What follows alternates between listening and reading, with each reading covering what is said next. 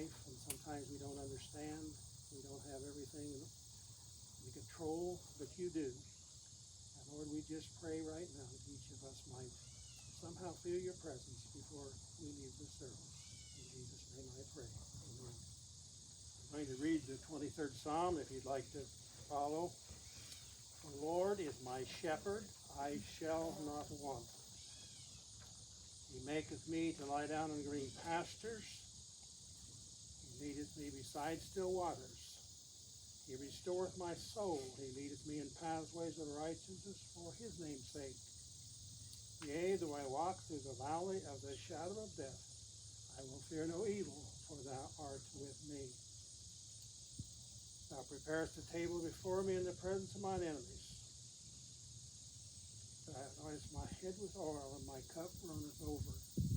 Surely goodness and mercy shall follow me all the days of my life, and I will be in the house of the Lord forever. You know, I've said the 23rd time hundreds of times, but many times when you get up to say it, you better have it in front of you because you'll get something. A verse there that says, the shadow of death, you know, the shadow of the 747 can't hurt you, can it? Steaming low above you. And when the psalmist wrote this, I believe he knew what he was talking about. Death is not all that bad if we're right with God. And every one of us is going to be there sometime. The only thing that's important is we be right with God. Hazel May Little, 97, formerly of La Harpe, Illinois, passed away at 6:58 Monday, August the 9th, 2021, at the Wesley Village in Macomb, Illinois. Hazel May was born at the home of her parents in La Crosse, Illinois on August the 24th, 1923. She was the only child of Leon Lynn and Etta Duncan Andrew. On June 8, 1946, she married George Houston Little in La Harpe. As a youth, Hazel May attended McGuffey, a one-room country school south of La Crosse, and at the La Crosse Christian Church. After graduation from La Harpe High School, she did office work for lawyer T. Mac Downing and at Hermstein's loan office in Macomb. Hazel May then attended beauty school in Peoria for many years, operated her own beauty shop in the home of her parents in La Harpe. After their marriage, George and Hazel May farmed and raised their family in the La Crosse and Fountain Green neighborhoods. Hazel May was a member of the La Harpe Methodist Church, where she was in the ladies' circle group, acted as Sunday school superintendent, and was always part of the activities and served meals at the church. Hazel May worked as a cook at the La Harpe cafeteria and as an office secretary at the Fountain Green Grade School. She also worked at the ASBS office in Carthage. Later, she worked several years at Scott's Pharmacy in La Harpe.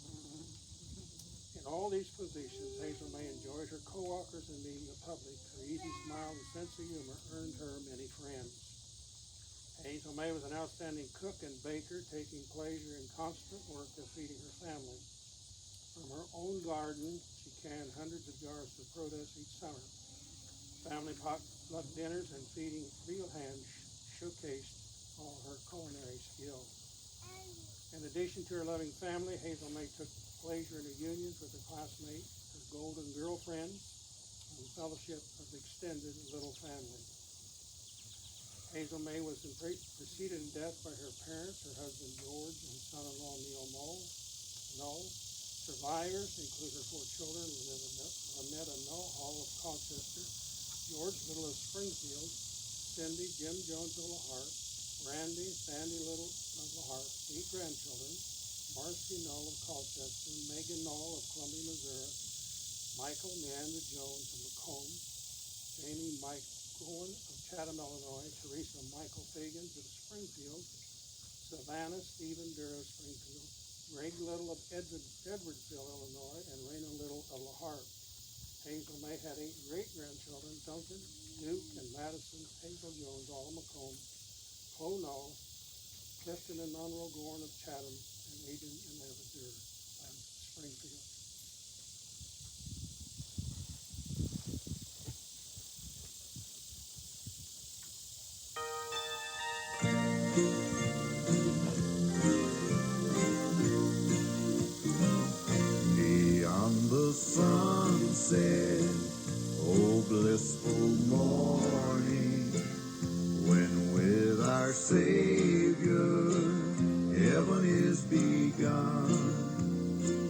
Earth's toiling ended, oh glorious dawning, beyond the sunset, when day is done.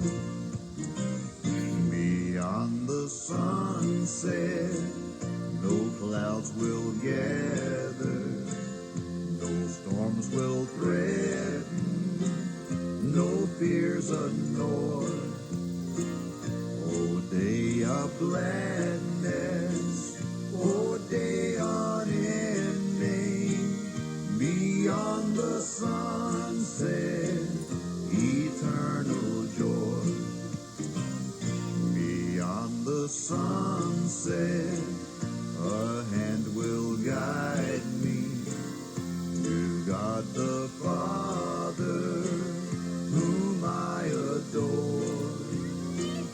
His glorious presence, His words of welcome will be my portion on that fair shore.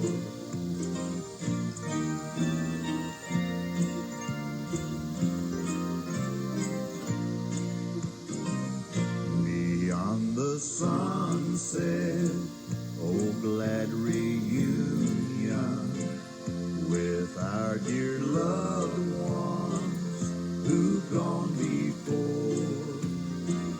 In that fair homeland, we'll know no parting. Beyond the sunset, forevermore. Beyond the sunset, forevermore.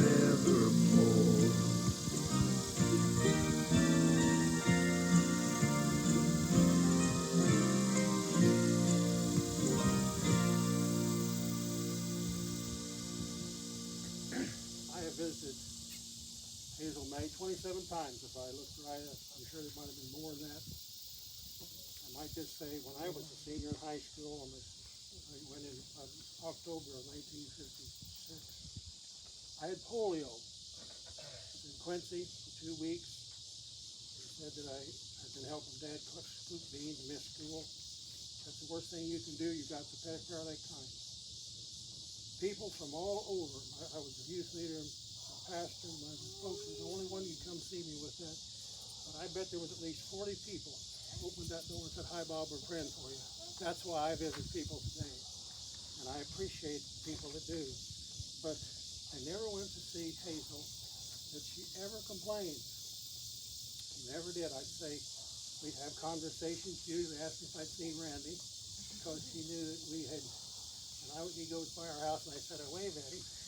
I did used to see more than I do now. But anyway, there was something about her life that touched a lot of people. That's probably why some of you are here today. And if you never saw her in the nursing home, I can tell you as her family did, she handled it probably about as good as she could. And that's a lot to say for anybody. I do know others that the contrary could be exactly the way it is. As we think about life, I'd like to read to you the 139th Psalm minus a few verses. God does know all about us. He planned us. He knows before we were ever born. And so listen as I read. You have searched me, O Lord, and know me. You know when I sit and when I rise. You perceive my thoughts from afar. You discern my going out and my lying down. You are familiar with all my ways. Before a word is on my tongue, you know it completely. You hem me in behind and before, and you lay your hand upon me. Such knowledge is too wonderful for me, too lofty for me to attain. Where I can go from spirit, where can I go from your spirit? Where can I flee from your presence? If I go to heaven, you're there. If I make my bed in the depths, you're there. If I rise on the wings of the dawn, if I settle on the far side of the sea, even there your hand will guide me. Your right hand will hold me. If I say, surely the darkness will hide me, and the light become light around me, even the darkness will not be darkness to you. The night shall shine like a day, for darkness is as light to you. For you created my inmost being. You knit me together in my mother's womb. I praise you because I am fearfully and wonderfully made. Your works are wonderful. I know that so well. My frame was not hidden from you when I was made in the secret place, when I was woven together in the depths of the earth. Your eyes saw my unformed body. All days were adorned for me, written in your book, if you were one of them, changed to be. How precious are your thoughts, O God. How vast is the sum of them. Were to I count them, they would outnumber the grains of sand. When I am awake, I am still with you. I'm going to leave out 4 verses. That's Old Testament. That's telling God to curse his enemies. We don't do that in the New Testament. Start with Numbers 25 again, 23. Search me, O God, know my heart. Test me and know my anxious thoughts. See if there be any offensive way in me, and lead me not in the way of understanding. In biblical history, it's kind of hard to understand sometimes how God has patience and the way he does. Adam and Eve were born sinless, pure. They failed. Started out, Adam and Eve, first son, killed his own brother when he was a young man. 4 people on earth, and one of them was killed by the other. As it went on, it got worse and worse. But there's when Methuselah, Enoch lived, he was so good that God took him to heaven. A few years after that, he was Noah's great granddad. And when Noah was the only one for 100 years, he built an ark, and people would apparently deny it. The Lord left the door of the ark open for 7 days. I wonder if that was maybe somebody would go in, but they didn't. After he destroyed all the people, the first thing that Noah did when he got out of the ark, got drunk and cursed his son. Mankind is evil. There's no question about that. Several hundred years later, God called Abraham.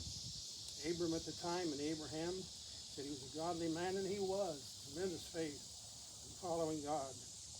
He had a son, he had grandsons. The promise at that time is if you stay in the promised land, you'll be blessed. And that was Canaan, still Canaan today. But there was a famine, and they went to Egypt, which was okay, but they should have went back. But instead, they stayed 430 years until God called Moses, brought them out of there. They brought through the plagues, and then the Red Sea. And the first thing they did after he got out of the Red Sea, God put a cloud and a fire on them day and night as they moved. From before they crossed the Red Sea, actually, there was a cloud during the day and fire by night. And I've often thought, boy, that would be wonderful to have that, wouldn't it? Well, maybe not. Some of them did not like it either. But we have to look at Hazel May and the cloud that hovered for her for 13 years. It wasn't all that good in most of our eyes, would it? But she was faithful apparently to that cloud. And the Israelites the same way. Sometimes they would be faithful, and there was a lot of problems they had with water. Remember, that was the desert they were in. There wasn't any vegetables, so God gave them manna. Well, they talked about that finally, but they were there 40 years, which that wasn't necessary. They could have gone to the promised land earlier. That's where the spies came in. 2 said we could go, 10 said they couldn't. So they spent another 40 years with the cloud and the fire every day for 40 years. Now, that'd be something to look for, or would it? You think about that. Anyway, as it moves on then, we see that Abraham and all his righteousness, God had to call Moses, and then there was another way. People lived in that dispensation, which was a long time. When that dispensation ended and grace began, as Jesus was born, it was the chief sheriff of God's people that put him to death. Well, it was really God. So mankind is not all that great without God's help. And I think as we look at Hazel May, we have to see that she was a tremendous leader under the cloud that she was in for all those years. It would seem to me that we just have to have something in our lives besides what we get from the world. That would be something that she didn't have. Psalms 138:8, I'd like to read that. Just one verse, but I think it says a lot. The The Lord will vindicate me. Your love, O Lord, endures forever. Do not abandon the works of your love. When we're faithful to God, He's faithful to us. There's no question about that. When I think of a leader, I don't know just exactly what I think of, but let me tell you what a leader is not. It's not necessarily one that's elected. It's not one that's appointed. It's not one that is inherited. It's not one that's self-appointed. It's not one that has a following. It's not one that thinks they have a following. A true leader is someone that's doing what everyone else is supposed to be. They're just out in front. All right? That's the leader.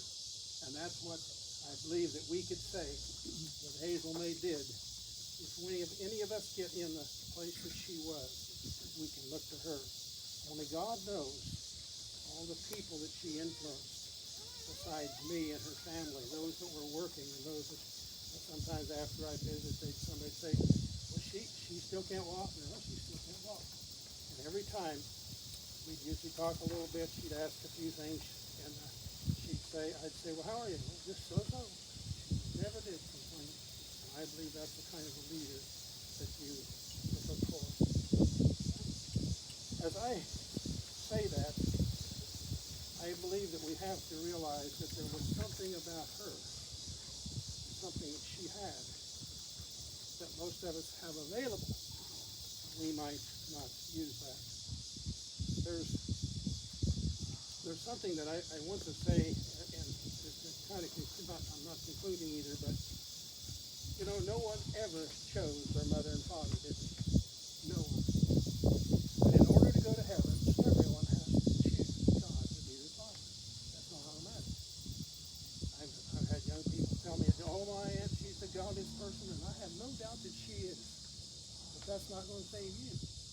You may have the greatest godly grandmother that you know. But you have to make that decision personally.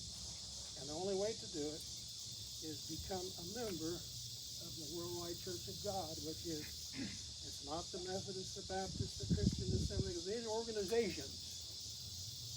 The true Church of God is an organism. And the only way you can become a member of that is be born into it. Just like Jesus said, you must be born again. So I'm going to tell you just plain, you may be a member of every church in town in good standing, but if you've never been born again, you'll never make it to heaven. Jesus said we must become like a child. I believe there's where that child comes in. We have. Sometimes people use three things, A, B, C. We must have to admit that we're not right with God, that He's not our Father. Even when we say the Lord's Prayer, we really can't say Father unless we're His child. We can only say He's our Creator. And then we must believe that Jesus Christ is the answer. It's not something else. It's not works. It's not joining something. It's accepting Christ as your Savior and then confess. It's as simple as that. I'd like to say before I turn it over to whoever it is, that you can know God, and you can know what it is to know God, and you can do that no matter what everybody tells you or what anybody else is doing.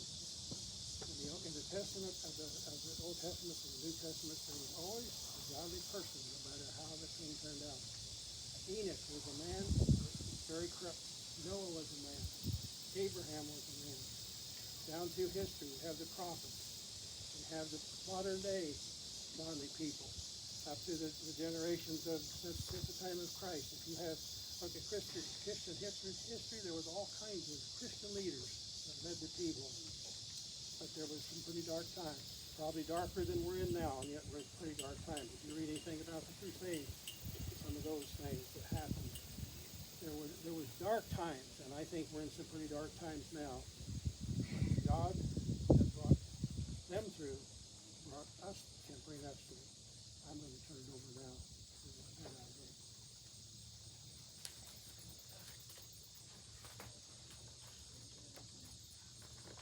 Thank you, Bob.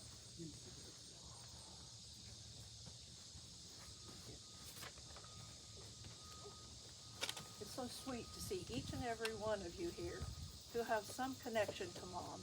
Thank you. So sweet. People are surprising, aren't they? A lot of memories about Mom, but some of them are funny and some of them are silly. But when Mom was young, she and her cousin went on Carthage radio and sang on the radio. kind of common at that time that people could do that. But Louise danced, and Mom sang, and Mom played the guitar. After that, I never heard her play the guitar again. Mom kept a diary for years. There were a series of small brown books about this big. It was called a 5-year diary, and there was little lines for each day, and they had a little golden clasp on them with a little key.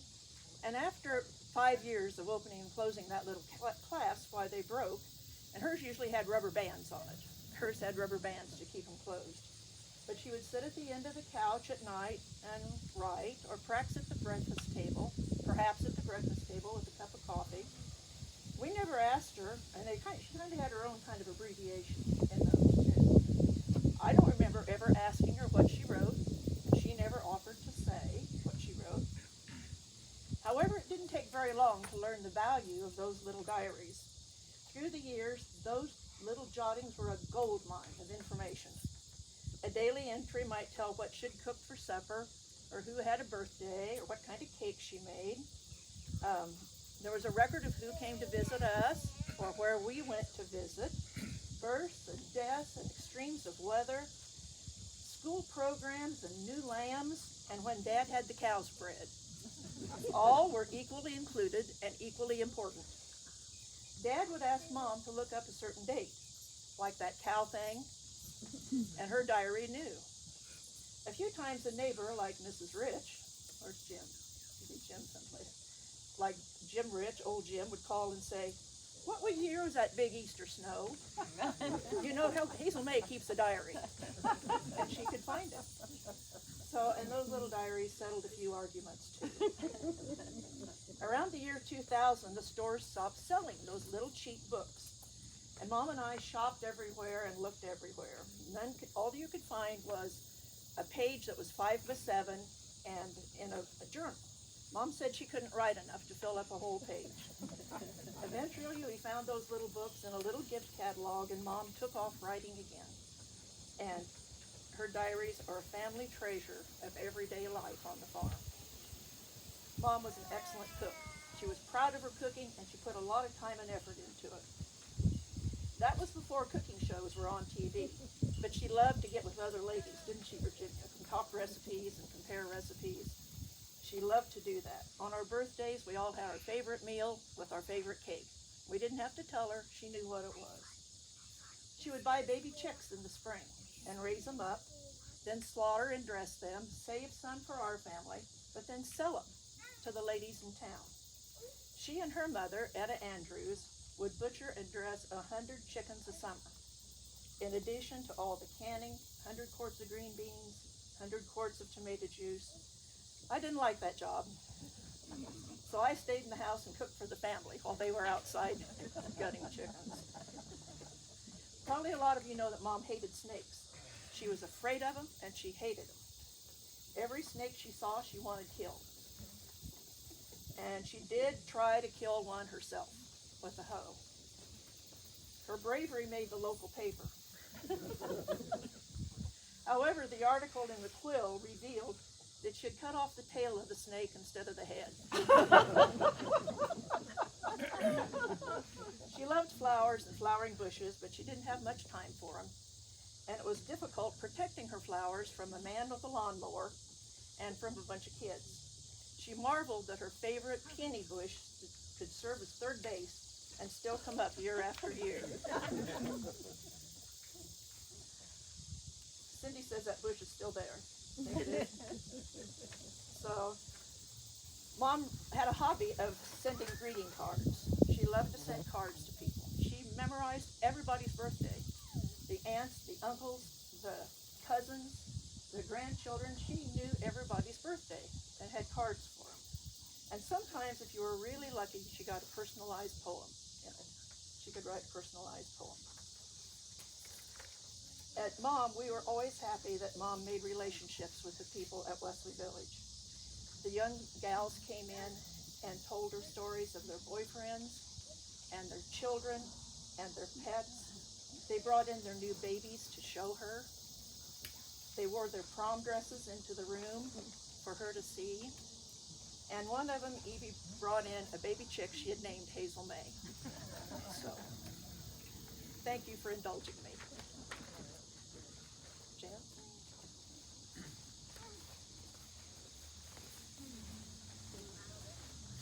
It was never a summer if I didn't get to spend time with Aunt Hazel May and Uncle George. And it was just a lot easier down there because if I fell in the creek, which I did a lot, it was not the end of the world. And Band-Aids were something you handed out without a sermon. And I needed those too. But I think the thing that really impressed me and has stayed with me is that her culinary talents. And you have to understand, my mom wasn't a bad cook, she just hated to cook. And there were two things that you just absolutely did not do. One, if it was going to make a mess, and she had rules on what a mess was, you didn't do it. And two, hot oil. So I came away from Aunt Hazel May's just so excited one time. Mom, she made homemade French fries. Now remember, there was no McDonald's. And to eat out, I mean, it had to be a huge occasion to eat out. So to get French fries, homemade, handmade French fries was a marvelous thing. I said, Mom, can you make French fries? You would have thought I brought a live snake in. She looked at me and said, absolutely not. That takes hot oil. I have taken two things the rest of my life from that adventure. One, I have never deep fat fried anything in my life. That is hot oil. And the second one is acts of kindness, because Aunt Hazel May found out I didn't ever get to have French fries. So on Sunday nights, when they would come to visit, if they'd had French fries, she came with a white napkin full of French fries. And even cold, those were the best things in the world. And I learned that little kindnesses aren't little. Thank you, Jan.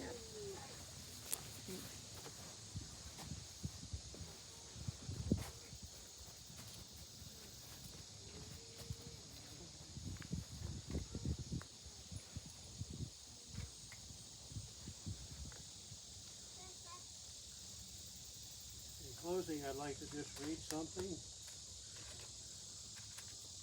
Devotional I read several times. I read the same devotionals every year. The verse is, I sought the Lord and he heard me and he delivered me from all my fears, Psalm 34:4. Some naturalists were searching in the Alps for rare specimens of flowers. They saw an unusually interesting one way down in a terrible precipitous canyon. It was on a little edge of rocks very hard to get to. The only way was by means of a lifeline. They spied a shepherd boy over the mountains. They called to him, held out some bright new coins, and told the boy if he would show them, allow them to put the lifeline about him and let him down to where he could reach them and get the flower, they'd give him the coins. He looked at the coins, oh, how he wanted them. And he peered down to the deep cavern and up to the strange faces and shook his head. It was a real struggle. He wanted those coins desperately, but the cliff was dangerous. The men were strangers. Again and again he took the survey. The canyon, the coins, how his eyes did snap on having those coins as his very own. And up into the strange faces, only again to shake his head. All at once he had a thought. He ran across the mountainside and entered a mountain home. Soon he emerged with a great, strong, kindly man, evidently as his father.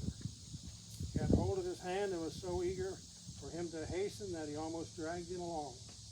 Finally, when almost at the edge of the cliff, the boy ran up to the strangers and said, you may tie the lifeline under my arms now, and I'll go down in the canyon if you let my father hold the rope. Yes, yes, down in the valley of sorrow it must be. Down in the gorge of pain we can safely go anywhere a loving father holds the rope. I ask you very seriously, who's holding the rope of your life? The right one's holding it. I I guess even as Hazel may had to do, it may not be so bad. Would you bow your heads again with me? Oh God, we're so thankful that you love us, that you care for us, that you had a plan for us, Lord. And before we were born, you knew what today we were going to do. Father, help us to realize that nobody wants us to go to heaven more than you do. You made us for that reason. You created us to worship you and serve you. And God, that our life would be so much better now and so much better after that. I pray for each one here today that if they haven't made that decision, they will make that decision to say, God, I want to call you Father and just not God. Live for you and serve you, and someday, Lord, God, will send you to heaven. Oh God, I pray that that might happen. Protect us as we travel. Bless us, guide the family.